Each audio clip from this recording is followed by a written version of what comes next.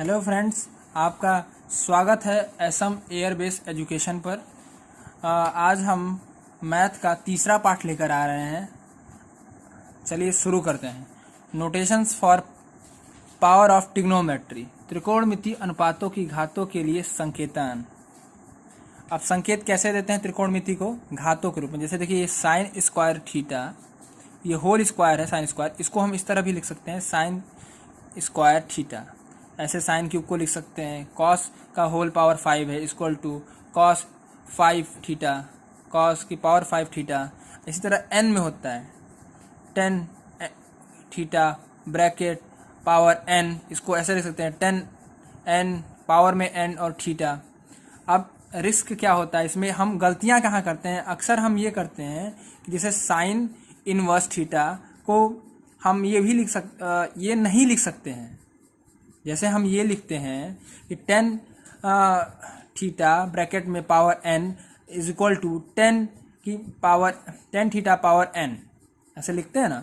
ऐसे हम इन्वर्स में नहीं कर सकते। ये इन्वर्स फंक्शन ये इसके लिए इक्वल नहीं होते हैं, या इसके लिए इस रूल को फॉलो नहीं करते इन्वर्स फंक्शन। हम साइन इन्वर्स थीटा को does not equal to sine theta bracket में इन्वर्स नहीं लिख सकते। इसका मतलब ये हो गया 1 बाई साइन थीटा।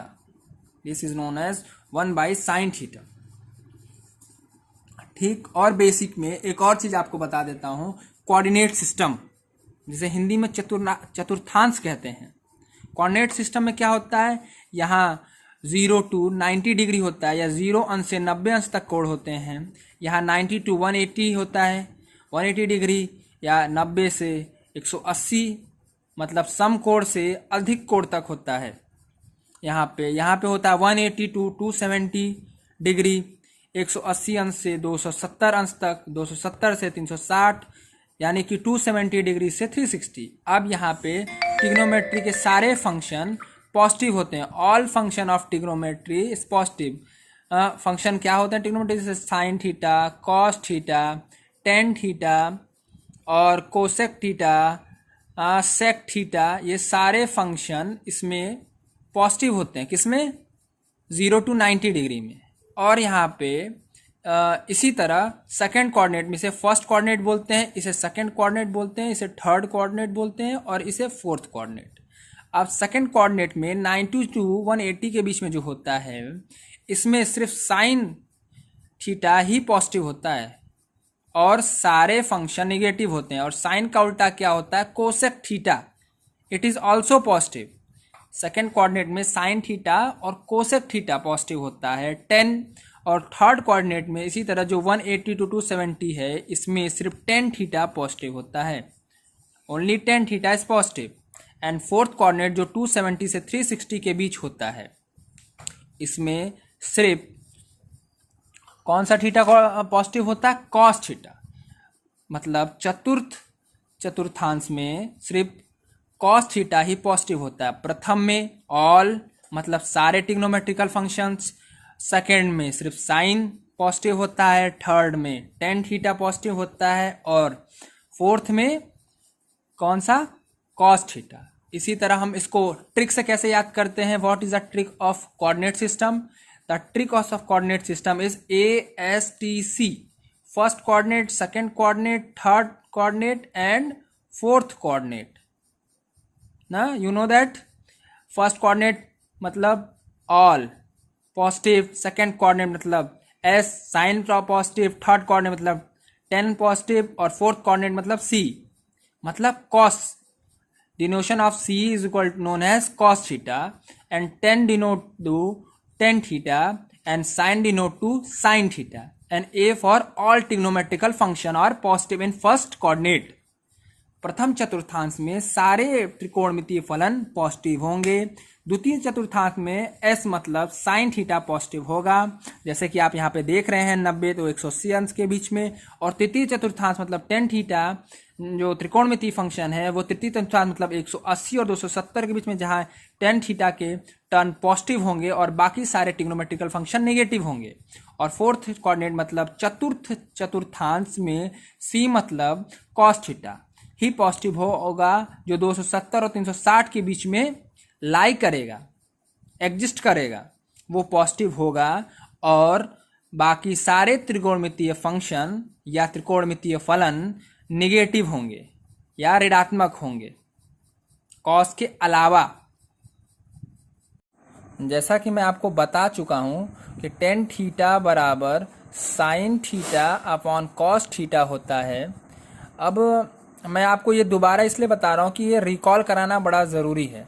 ये आपके त्रिकोणमिति फंक्शन में बड़ा इम्पॉर्टेंट टर्म है, बहुत ही महत्वपूर्ण बिंदु है या इम्पॉर्टेंट टॉपिक भी आप कह सकते हैं एक तरह से, क्योंकि टेन थीटा को हम बहुत ज़्यादा त्रिकोणमिति में प्रयोग करते हैं और ज़्यादा से ज़्यादा मदद करता है त्रिकोणमितीय फलनों को सॉल्व करने में, इक्वेशंस को सॉल्व करने में बहुत मदद करता है त्रिकोणमितीय फंक्शन। आइए बताते हैं कैसे। देखिए, जैसे हम मान लीजिए साइन थीटा को मैं यहाँ पे कैपिटल एक्स से डिनोट करता हूँ और कॉस थीटा को मैं कैपिटल वाई से डिनोट करता हूँ। ठीक, अब मैं टेन एक्स को क्या लिख सकता हूँ, capital X capital Y, but Y does not equal to 0।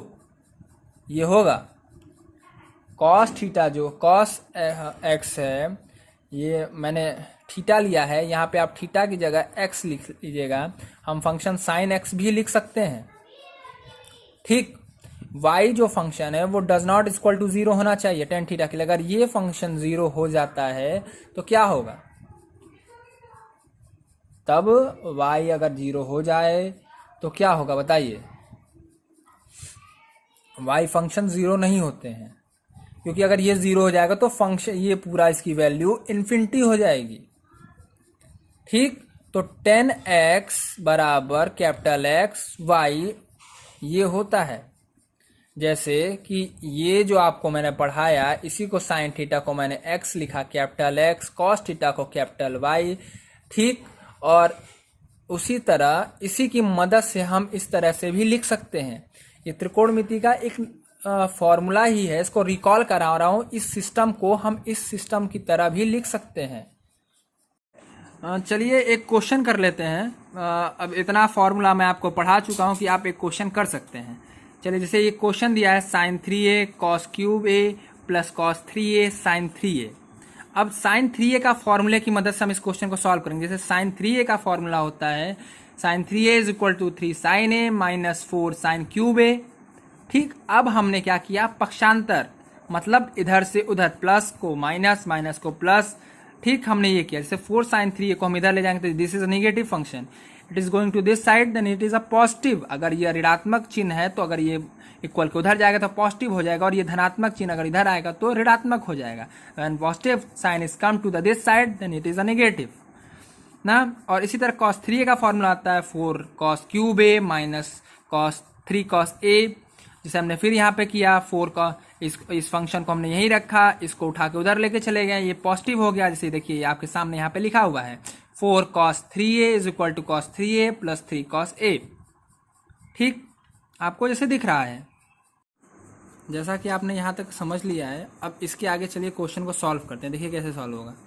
अब हम क्या करेंगे, जैसे यहाँ 4 है, ठीक, और यहाँ पे 4 नहीं है, तो हम 4 से डिवाइड कर देते हैं और ऐसे कर देते हैं कि 4 से 4 कट जाएगा तो 1, मतलब 4 का गुणा और भाग दोनों देना है। ठीक, दोनों इसमें इक्वेशंस में यहाँ पे। अब देखिए जैसे हम यहाँ पे लिखे हैं 1/4 साइन 3a, यहाँ पे साइन 3a है ना क्वेश्चन में, ये साइन 3a हुआ। अब क्या करते हैं, यहाँ पे 4 ये 4 साइन 3a हुआ, और यहाँ पे cos 3a 4 sine cube a हुआ। अब जैसे हमें ये फॉर्मूला मिल गया जो हमने यहाँ पे निकाला हुआ है। देखिए आप, ये 4 cos क्यूब a है, 4 cos cube a, 4 cos cube a की जगह हम क्या लिख सकते हैं, cos 3a plus 3 cos a। देखिए हमने अगले स्टेप में वही लिखा है। ठीक, और इसी तरह ऊपर वाले से भी हम ऐसे ही लिख सकते हैं। देखिए 4 साइन क्यूब a, यहाँ पे 4 साइन क्यूब a है, अब उसका हमने वैल्यू भी यहाँ पे निकाला हुआ है पहले से ही, 3 sine a minus sine 3a। अब हम यहाँ पे लिखेंगे 3 sine a minus sine 3a।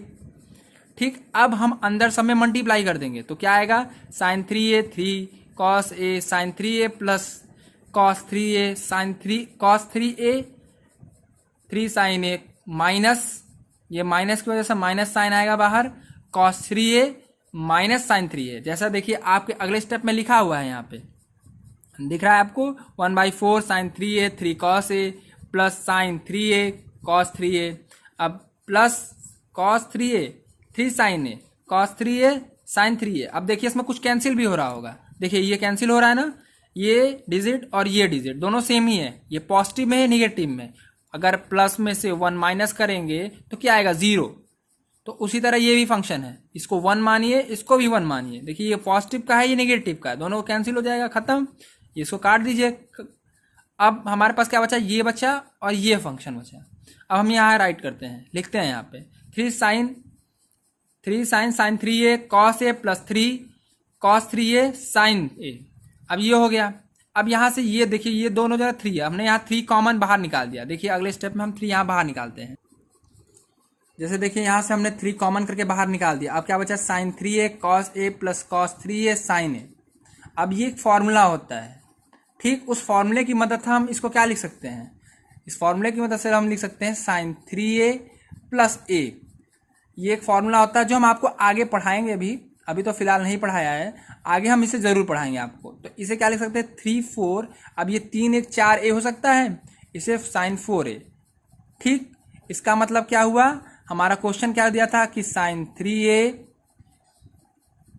cos cube a plus cos 3a sin cube a is equal to 3 is equal to क्या आया हमारा sin 4a। मतलब ये हमारा क्वेश्चन दिया था, ये आंसर है। मतलब ये अगर जब दिया रहे तो इसका आंसर आपको ये आएगा सॉल्व करने पर। अगर आपको ये वीडियो पसंद आया है तो लाइक करें, कमेंट करें और हमारे इस चैनल को सब्सक्राइब करिए, क्योंकि ऐसे ही वीडियो आपको अच्छे से अच्छे टॉपिक हमेशा मिलते रहेंगे। तो इसलिए सब्सक्राइब तो ज़रूर करिए और बेल आइकन को दबा दीजिएगा।